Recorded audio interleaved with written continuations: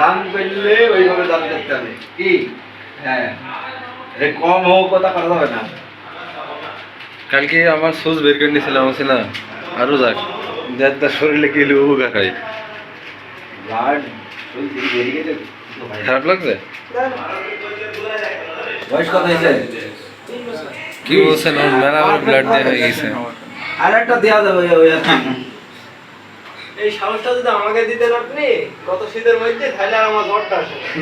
জ্বর এলো আজকের বুঝি তো রোগী হয় নাকি? এমন ভাবে এইছে শরীর আমার খারাপ হয়, জ্বর প্রচন্ড জ্বর হয়। তারপরে মানসিকতা কেউ নেয় ঠিক আছে না দেয় ও পজিটিভ।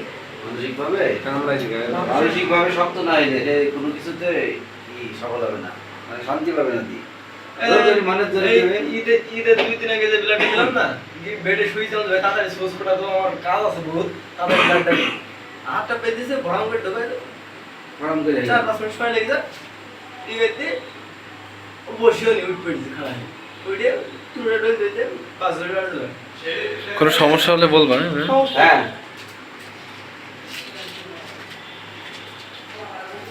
ম্যানেজার